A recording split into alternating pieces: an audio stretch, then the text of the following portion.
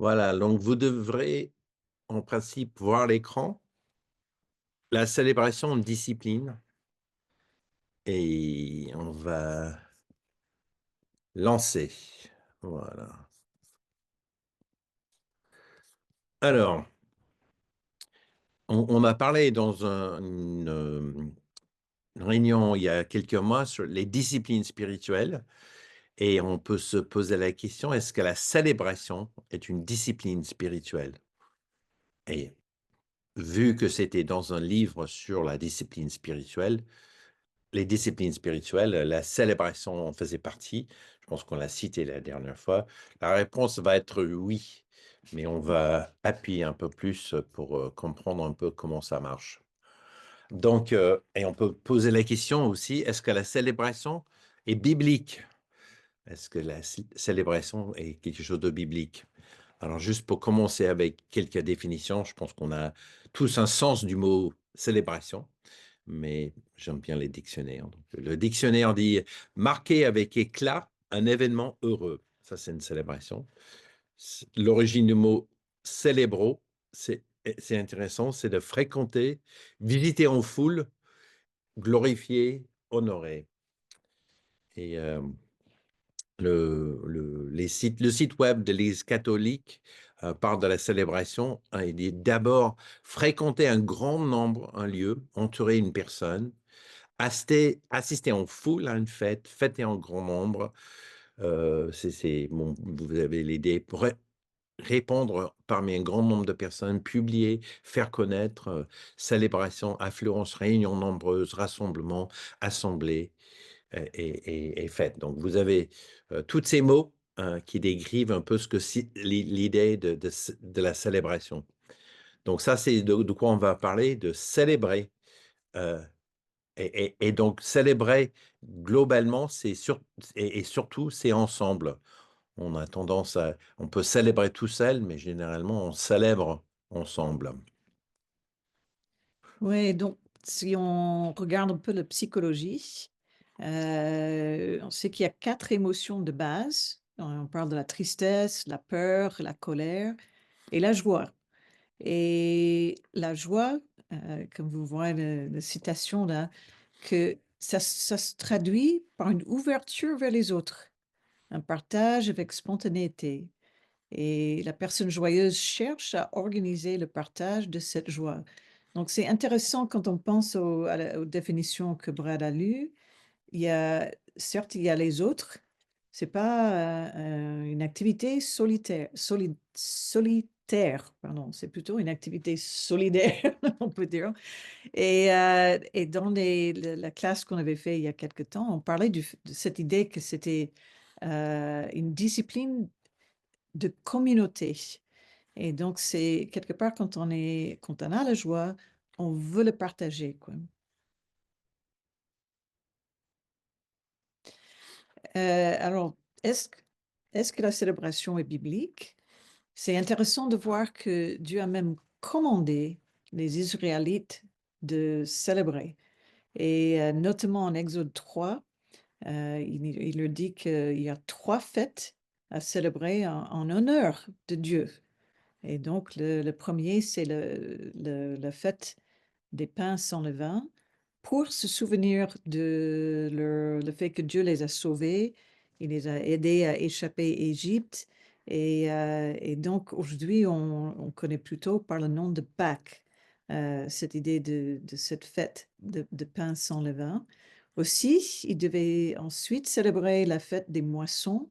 Donc quand, ils ont commencé à voir heu, les produits d'agriculture qui étaient prêts à être moissonnés.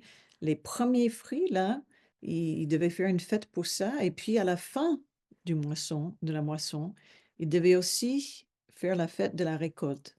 Et donc, tout ça célébrait la bonté de Dieu envers eux. Alors, juste pour lire un passage assez intéressant qui parle de s'organiser pour les fêtes. Hein. En fait, ça, c'est précisément, on avait parlé aussi il y a quelque temps, de ce qu'ils devaient faire avec la dîme. Et donc là, ce passage revient avec cette idée que la dîme, ça c'est ce qu'ils devaient faire avec la dîme. Donc, Donc, ils disent: «Chaque année, tu mettras à part 10 de toutes tes récoltes. C'est devant le Seigneur ton Dieu, au lieu qu'il aura choisi pour y faire résider son nom, que tu consommeras cette partie de ton blé, de ton vin, de ton huile, ainsi que les premiers-nés des troupeaux. Tu apprendras ainsi à reconnaître tous les jours l'autorité du Seigneur ton Dieu. Or, quand le Seigneur ton Dieu t'aura fait croître, il te sera peut-être difficile de transporter les 10 de tes récoltes jusqu'au lieu qu'il aura choisi pour y faire résider son nom, parce que la route sera trop longue. Dans ce cas, tu changeras ces quantités en argent que tu serreras dans la main, puis tu iras au lieu que le Seigneur ton Dieu aura choisi. Là, tu achèteras tout ce dont tu auras envie. Bœuf, mouton, chèvre, vin et autres boissons alcoolisées, tu feras la fête devant le Seigneur, ton Dieu, avec toute ta famille.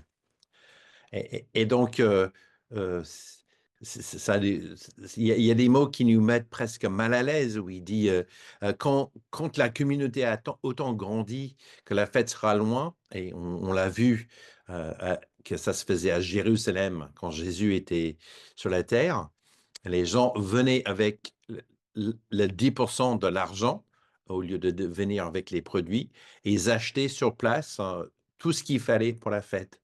Et donc, ils proposent les bœufs, les moutons, les chèvres, les autres boissons alcoolisées pour faire la fête, hein. Donc, on choisit tous les mets pour faire la fête, hein, avec toute ta famille, avec tout le peuple de Dieu. Donc, c'est vraiment un moment festif que Dieu leur a commandé de faire ensemble.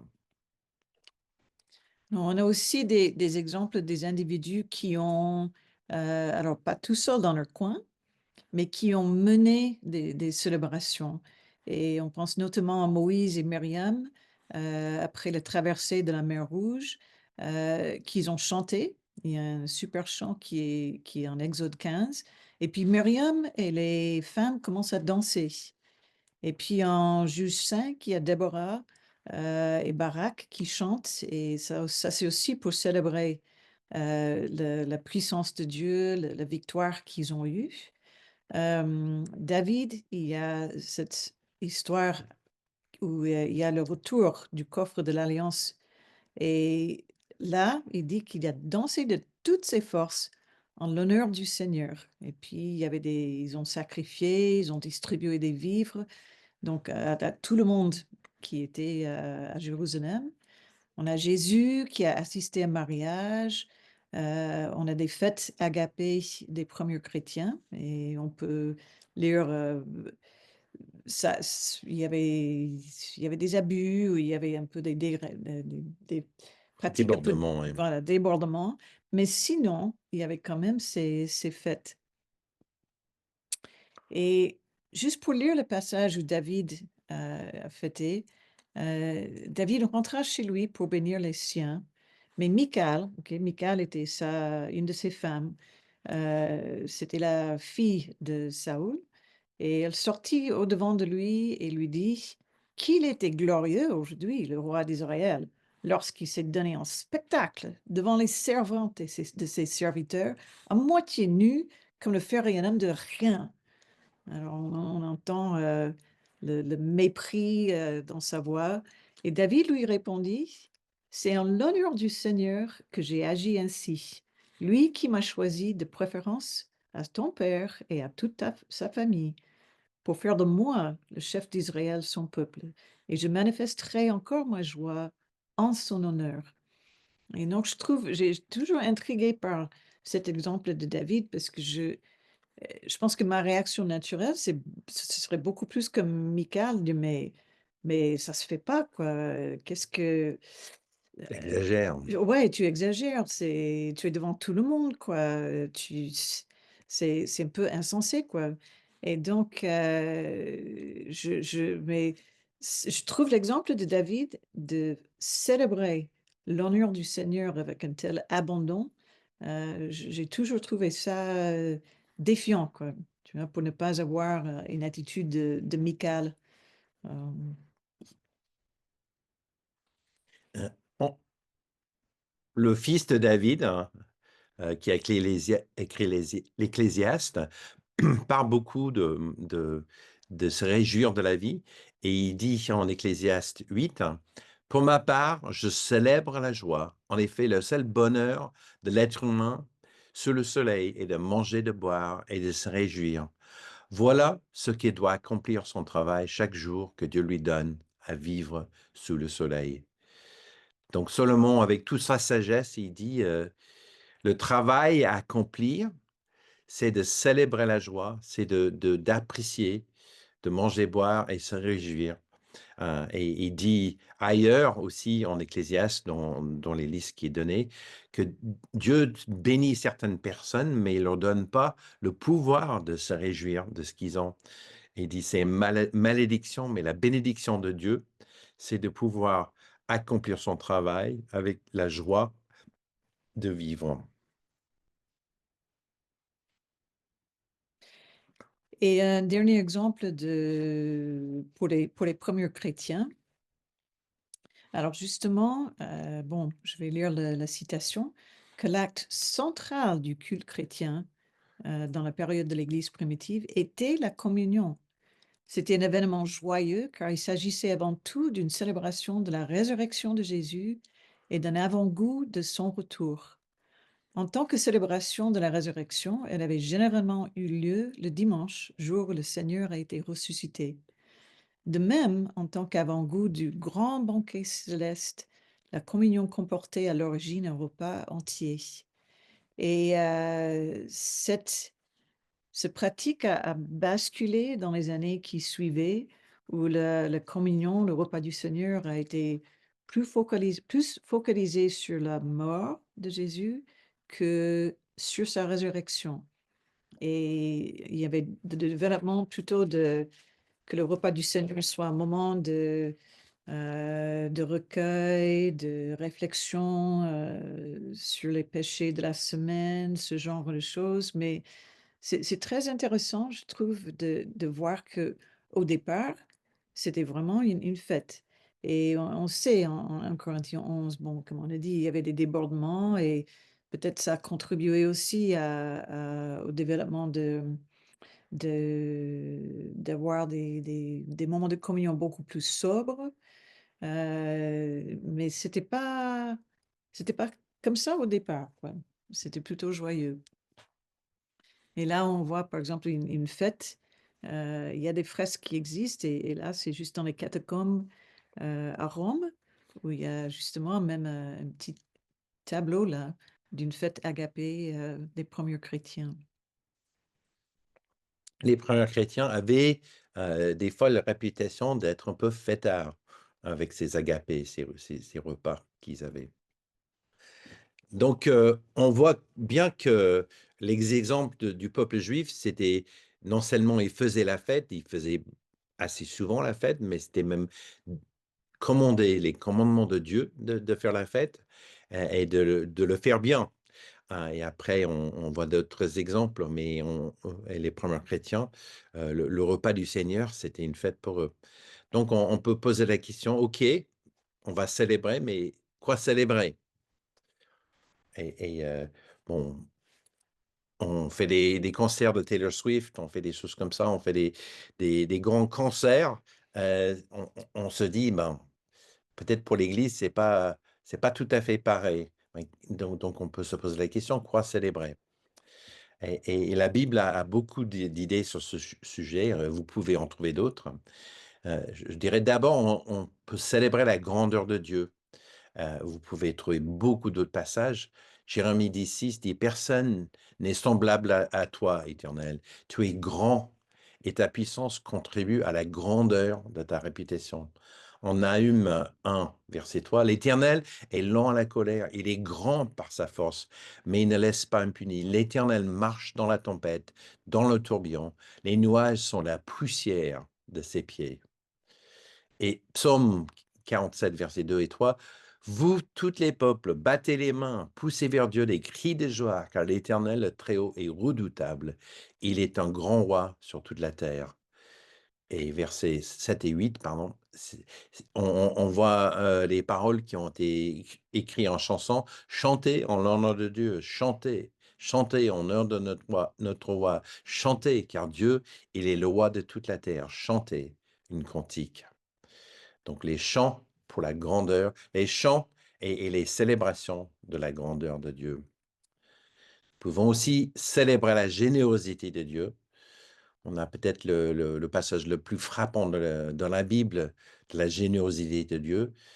En Jean 3,16, il dit: «En effet, Dieu a tant aimé le monde qu'il a donné son Fils unique, afin que quiconque croit en lui ne périsse pas, mais qu'il ait la vie éternelle». Et ce célèbre passage en Luc 6, 38, il dit: «Donnez, on vous donnera, on versera dans le pont de votre vêtement une bonne mesure tassée, secouée et qui déborde, car on utilisera pour vous la même mesure que celle dont vous vous serez servi». Qui parle d'être généreux avec les autres parce qu'on ne peut pas donner plus, on peut être pas plus généreux que Dieu. Donc nous pouvons célébrer la générosité de Dieu. Nous pouvons évidemment aussi célébrer la bonté de Dieu. Psaume 145, verset 7 dit simplement: «On proclamera le souvenir de ton immense bonté, on célébrera ta justice». Jacques 1 dit: «Ne vous y trompez pas, mes frères et sœurs bien-aimés, tout bienfait et tout don parfait vient d'en haut et descend du Père des lumières, en quoi il n'y a ni changement ni ombre d'une variation. Conformément à sa volonté, il nous a donné la vie par la parole de vérité, afin que nous soyons en quelque sorte les premières de ces créatures. Et on a non seulement la promesse que tout bienfait vient d'en haut, mais que Dieu ne change pas. Donc ça serait toujours ainsi, ça va pas changer. Dieu est toujours pareil, Dieu est toujours bon et nous pouvons le célébrer. Alors, Dietrich Bonhoeffer avait des choses à écrire sur la célébration dans son livre de la vie communautaire. Et il fait l'observation que vivre, ce n'est pas seulement travailler et peiner, c'est aussi se réconforter et se réjouir de la bonté de Dieu, comme les versets on vient de lire. Nous travaillons, mais Dieu nous nourrit et nous conserve en vie. C'est une raison de faire la fête. Et donc, on va développer cette idée dans dans les minutes qui suivent là, mais il y a vraiment quelque chose une façon de penser à cultiver que, OK, on est en train de travailler, on peine, mais c'est qui nous nourrit et qui nous conserve en vie. Et donc, c'est aussi une raison de faire la fête. Donc nous pouvons aussi célébrer la justice de Dieu. Des fois, quand on se sent coupable, c'est plus difficile, mais l'injustice est quelque chose qui ne nous réjouit pas du tout, qui nous fait pas célébrer quand on voit les injustices. Donc on peut célébrer que Dieu est toujours juste. Psaume 89, 16 et 17. Heureux ceux qui savent t'acclamer, Seigneur. Ils marchent à la lumière de ta face. Ils dansent de joie, car tu es leur Dieu. Tous les jours, ils sont fiers de ta justice. En Psaume 145, 6 et 7, dit: parlant de ta puissance redoutable, moi je raconterai ta grandeur, que l'on rappelle des grands bienfaits et qu'on l'on proclame avec joie ta justice. Et dans un monde avec beaucoup d'injustices, avec des souffrances, c'est une source de célébration de savoir que Dieu est juste et qui fera justice, qui reste toujours juste. Donc nous pouvons et nous devrions célébrer la justice de Dieu. Nous pouvons évidemment aussi célébrer notre salut. Je ne lirai pas tous les passages, mais les citations sont là. En 1 Corinthiens 15, on parle de la mort qui est remplacée par l'immortalité, que Jésus, avec sa résurrection, a vaincu la mort et qu'on enlève la mort pour s'habiller de l'immortalité. Et en Hébreux 2,15, il dit non seulement Jésus a vaincu la mort, mais il a vaincu même la crainte de la mort. Il a dit, nous sommes libérés de vivre sous la crainte de la mort. Romains 8 dit il n'y a aucune condamnation pour ceux qui sont en Christ, hein, donc plus aucune condamnation pour nos péchés. Et en Hébreu 2,18, hein, comme l'autre passage, pousse l'idée encore plus loin. Il dit, Jésus peut non seulement on n'est plus condamné, mais il nous aide quand nous sommes tentés. Donc on a un salut qui nous rend éternel, qui protège de la crainte de la mort et qui nous protège des tentations et qu'il n'y a donc plus aucune condamnation. Et ça, si ça, c'est pas une raison de célébrer, on va avoir du mal à trouver des raisons de célébrer.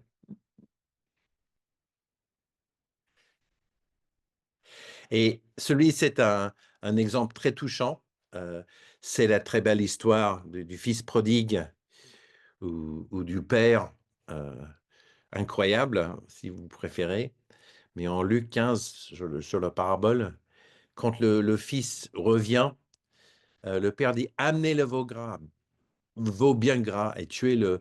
Nous allons faire un festin et nous réjouir, car mon fils, que voici, était mort et il est revenu à la vie. Il était perdu et je l'ai retrouvé.» Et ils commencèrent à faire la fête. Et on voit dans la Bible, quand les gens se repentent, Dieu, il fait la fête. C'est la fête auprès de Dieu quand ses enfants reviennent à lui.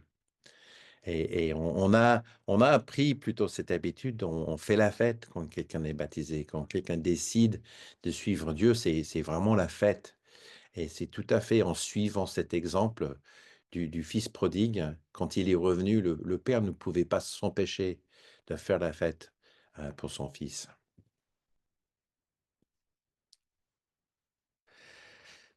Donc, OK, il y a des raisons formidables pour faire la fête, hein, de célébrer. C'est biblique. Il y a des exemples dans la Bible. Les premiers chrétiens célébraient. Mais pourquoi la célébration, c'est une discipline? Pourquoi la célébration est une discipline spirituelle? Mmh. Alors voilà quelques pensées à nous aider à comprendre pourquoi la célébration est une discipline. Dallas Willard disait que c'est l'une des disciplines les plus importantes de l'engagement, mais aussi la plus négligée et la plus mal comprise. Et je pense, comme Brad a dit, on espère que vous êtes plus convaincus à partir des passages dans l'Ancien Testament et le Nouveau, et les raisons pour célébrer Dieu.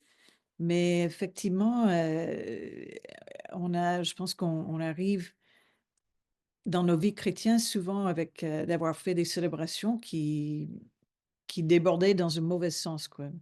Et donc du coup, on peut être un peu mal à l'aise avec l'idée de célébrer, de faire la fête, mais dans le sens de la célébration comme une discipline, pour reprendre la citation, elle est l'achèvement de l'adoration, car elle s'attarde sur la grandeur de Dieu, telle qu'elle se manifeste dans sa bonté envers nous. Et donc vous étiez peut-être en train de déjà penser, mais quelle est la différence entre, l'adoration, louange et célébration? Mmh, elles sont liées ces choses. Nous nous engageons dans la célébration lorsque nous nous réjouissons de nous-mêmes, de notre vie, de notre monde, en conjonction avec notre foi et notre confiance dans la grandeur, la beauté et la bonté de Dieu. Nous nous concentrons sur notre vie et notre monde en tant qu'œuvre de Dieu et don de Dieu pour nous. Et donc ça change tout. Et puis ce côté de discipline, les disciplines spirituelles sont censées à nous transformer pour avoir plus la pensée et la vie, plus comme Jésus. Et donc c'est une discipline parce que il faut quand même un entraînement quelque part pour que notre pensée voit la célébration de cette, d'avoir cette perspective, pardon, sur la célébration.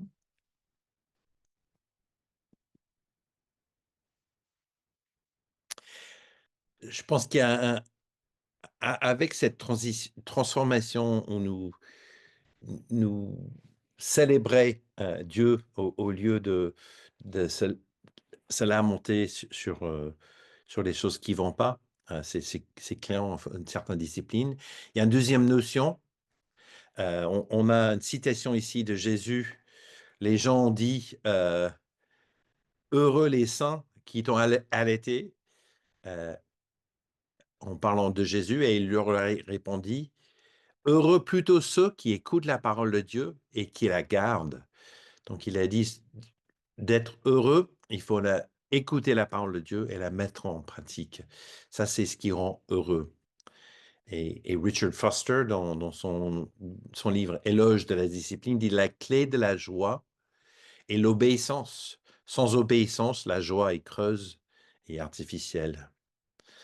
Donc c'est intéressant cette notion heureux de garder la parole de Dieu, heureux quand nous sommes obéissants à lui, parce que nous, il y a beaucoup de raisons à ça, mais en partie parce qu'on fait plaisir à Dieu, on se sent moins jugé et les paroles de Dieu sont faites pour nous rendre plus heureux.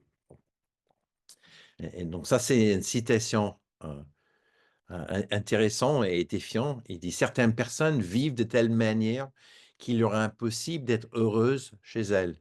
Mais elles vont à l'église, chantent des chansons et prient dans l'esprit, espérant que Dieu leur donnera, d'une manière ou d'une autre, une infusion de joie qui leur permettra de passer la journée. Ils recherchent une sorte de transition céleste qui contournerait la misère de leur vie au quotidienne et leur donnera de la joie. Mais le désir de Dieu est de transformer la misère, pas de la contourner. Donc ça répète cette idée que venir dans l'assemblée, déjà joyeux, parce que nous sommes obéissants, et du coup, quand on va à l'église, c'est davantage joyeux et pas juste une, comme il dit, une fusion d'une sorte de transfusion céleste qui dure pas longtemps. Donc je pense que c'est intéressant de réfléchir. Est-ce que venir à l'église, c'est un endroit où je célèbre vraiment Dieu, ou est-ce que je prends une petite transfusion de joie que je n'avais pas, pendant la semaine? Donc c'est un passage assez défiant. Donc Richard Foster, encore une autre citation et l'éloge de la discipline: «La décision de se concentrer sur les choses les plus élevées de la vie est un acte de volonté. C'est pourquoi la célébration est une discipline. Ce n'est pas quelque chose qui nous tombe dessus. C'est le résultat d'une façon de penser et de vivre conscieusement choisi. Lorsque nous choisissons cette voie, la guérison et la rédemption de Christ pénètrent dans les recoins de notre vie et de nos relations, et le résultat inévitable est la joie. Donc, ils le vendent bien, n'est-ce pas? Que la discipline de célébration est très intéressante. Paul a dit en Philippiens, il a dit méditez des choses d'en haut. Mais on sait très bien que c'est une discipline de méditer les choses plus élevées, méditer toutes ces choses qu'on a listées avant, qui sont les bonnes raisons de célébrer Dieu. Et on voit que si notre vie est la méditation, consciencieusement choisie de ces choses-là, ça nous rendra évidemment plus joyeux. Je pense, en ce moment, quand on voit tout ce qui se passe dans le monde et tout, peut-être on peut avoir le sentiment, mais comment célébrer quand le monde est dans un tel état, quoi? Et Dallas Willard, reconnaît cette idée, quoi. Il dit: «Ce monde est radicalement inadapté au cœur de la personne humaine et la souffrance et la terreur de la vie ne disparaîtront pas, quel que soit notre degré de spiritualité. C'est pour cette raison qu'une foi saine en Dieu ne peut être construite et maintenue sans une célébration sincère de sa grandeur et de sa bonté envers nous, au milieu de notre souffrance et de notre terreur.» Et donc je pense encore c'est bien associé avec la louange, avec l'adoration. Quand je pense à Paul et Silas, en prison à Philippi, c'est dans un sens, dans leur louange et leur chant et tout, ils faisaient une mini célébration, quoi. même Mmh. dans la prison. Et je pense qu'ils ont pu faire ça parce qu'ils étaient en train de se concentrer sur Dieu et ça les a aidés pas à c'était pas célébrer le mal, pas du tout, mais c'était célébrer Dieu et sa grandeur et sa bonté. Mmh. Donc on peut finir peut-être avec une dernière question et on a sûrement d'autres. Mais quand et comment, célébrer? Célébrer, on l'a dit, c'est commandé par Dieu. Il y a des choses formidables de Dieu à célébrer et que c'est une discipline qui vaut la peine de poursuivre. Donc quand et comment célébrer?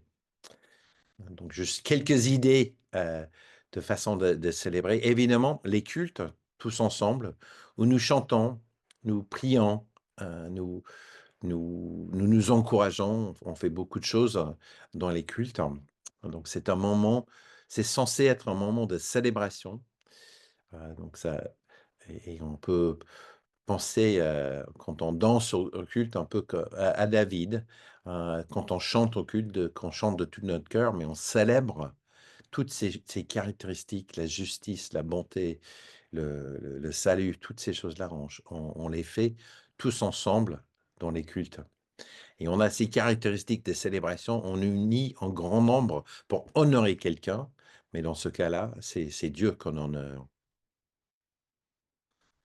Je je je pense que même les gens qui dansent à la fin de nos cultes actuellement au CGR, ça m'aide, quoi. Tu vois? Je peux imaginer David en train de faire la même chose et je trouve que hem,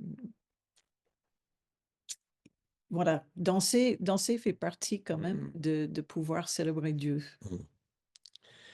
Et je pense qu'il y a d'autres occasions de chanter, de danser, de rire, dans la vie, de garder un sens d'humour malgré les choses difficiles qui peuvent nous arriver. Ça peut vraiment beaucoup nous aider. Heu je pense aussi au mariage. Quand on chante, on danse, on rit, on célèbre, l'amour d'un couple, mais aussi c'est les occasions formidables pour simplement célébrer, tous ensemble. Je pense qu'aussi les repas, heu, en petite communauté, les repas en grand groupe, les repas lors des événements, mais même chaque fois qu'on s'assoit pour un repas, un peu comme Dietrich Bonhoeffer a dit, de célébrer la bonté de Dieu, chaque fois qu'on s'assoit pour manger, et boire ensemble.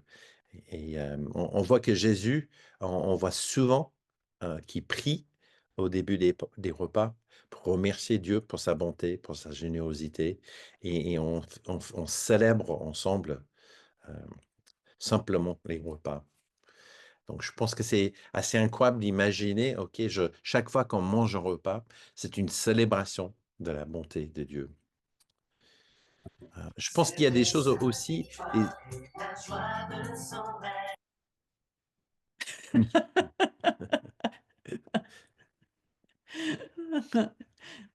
Un petit effet sonore là. et donc il y a, aussi, ce commentaire, créer des souvenirs, c'est quelque chose qu'on a su en fait de Randy McKean quand on a été, nos enfants étaient jeunes. Il encourageait les gens de des parents de créer des souvenirs avec les enfants et en fait, on a pris l'habitude à la fin de chaque année scolaire, de fêter ensemble la réussite de l'année, de célébrer la fin de l'année scolaire, de faire une activité. On a fait des voyages, on a fait des dîners, on a fait différentes choses, mais on a créé des souvenirs positifs et je pense que c'est très intéressant. C'est une des choses qu'on fait avec les mariages, on crée des souvenirs positifs, mais de faire exprès de faire des voyages, de faire des dîners, de faire des événements marquants, au moment, de notre vie pour célébrer, les bienfaits de Dieu, pour célébrer les réussites, pour célébrer, beaucoup de choses, mais de créer des souvenirs positifs, hem, et on fait ça aussi pour fêter les anniversaires les uns des autres, fêter les anniversaires de couple, fêter les anniversaires de vie chrétienne, fêter, des naissances, mais de créer des souvenirs à travers les moments qu'on prévoit à l'avance, de célébrer et de vraiment investir notre cœur, de célébrer et de même de rappeler à nos enfants que toutes les bonnes choses viennent de la part de Dieu. Je pense qu'aussi un autre une autre idée, c'est vraiment de profiter des fêtes existantes. Heu, en France, on a un certain nombre de fêtes, officielles. Le fête de fin des guerres, mais fêtes religieuses aussi, les fêtes de Pâques, lundi de Pâques, on a Noël, des fêtes comme ça. On peut critiquer ces fêtes-là et dire: bah, sous certaines fêtes étaient on dit que Noël était fait à partir des fêtes païens et cetera. Mais je pense que les fêtes même comme le Chandeleur, comme les la galette des rois, heu c'est les fêtes qui peuvent nous donner l'occasion de célébrer et je trouve que la galette des rois, c'est quelque chose d'assez touchant où toute la France, quasiment tout le monde en France, va manger une galette, hein. C'est une occasion de s'inviter, d'être les uns chez les autres et fêter, les bonnes choses que Dieu nous a données et d'être ensemble, pour ces choses-là et je pense que c'est vraiment la volonté de Dieu qu'on fasse ainsi des fêtes. Donc, je vous laisse, poursuivre avec beaucoup d'autres idées, mais je pense que c'est important de cette idée que, oui, les cultes devraient être, une célébration, mais il y a beaucoup d'autres occasions de célébrer et même cette idée de célébrer chaque repas qu'on mange, où on célèbre la bonté de Dieu. Alors encore une observation de Dietrich Bonhoeffer. Dieu n'aime pas notre nature renfrognée qui mange le pain avec des soupirs, avec l'air de s'occuper des choses importantes ou même avec confusion. Par le repas quotidien, il nous appelle à la joie, à la fête, au milieu de la journée de travail. Et Brad a parlé des occasions peut-être plus exceptionnelles, mais c'est intéressant de penser que même dans notre journée, notre vie quotidienne, on peut regarder nos repas comme une occasion de fête. Et je, en pensant à cette discipline, à la célébration et tout, Heu, je pensais un peu à mon père parce que je dis: «Mais pourquoi pour moi c'est peut-être pas très naturel justement de d'avoir une attitude de célébration?» Et je pense que mon père a beaucoup influencé notre famille. Il était le fils des immigrés qui ont dû commencer à partir de zéro, donc qui ont dû travailler dur. Donc son enfance était sérieuse. Il a aussi grandi, il était adolescent pendant la dépression, la grande dépression aux États-Unis, puis il a fait la 2e guerre mondiale. Donc la vie n'était pas une fête. Je pense que cette idée de souffrance et terreur de la vie dont on a évoqué plus tôt, heu, c'était la vie était une chose très sérieuse, quoi. Donc je pense que ça personnellement, même en travaillant sur ce thème, ça m'a aidé de me sentir plus à l'aise et rechercher plus cette idée de célébration. Je pense que ça a changé même ma façon d'aborder Noël cette année, de beaucoup plus voir Noël vraiment comme quand même une occasion de célébrer. Le monde prend cette fête et il y a peut-être des les choses commerciales, tout ce qu'on peut critiquer et tout, mais à la base, c'est tout à fait juste de célébrer, comme avec les anges, la naissance de Jésus, quoi. Donc je pense que c'est on espère, on va vous envoyer les diapos et tout. C'est un thème qui peut être travaillé si jamais vous avez un peu de mal avec cette idée, comme moi, quand je pense à comment j'étais élevée et tout ça.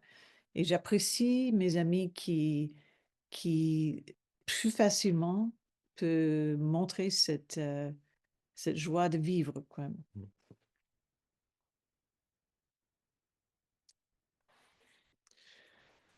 C'est une citation intéressante, il dit: Les chrétiens le chrétien a toujours des raisons de se réjouir. Lorsque nous échouons, célébrons sa grâce. Lorsque nous sommes bénis, célébrons sa miséricorde. Quand les autres nous rejettent, célébrons son amour.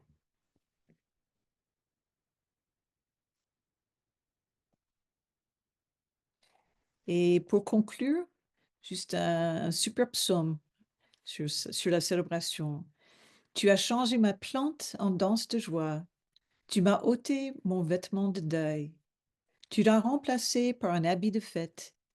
Alors de tout mon cœur, je n'en finirai pas de célébrer ta gloire par mes chants. Seigneur mon Dieu, je te louerai toujours.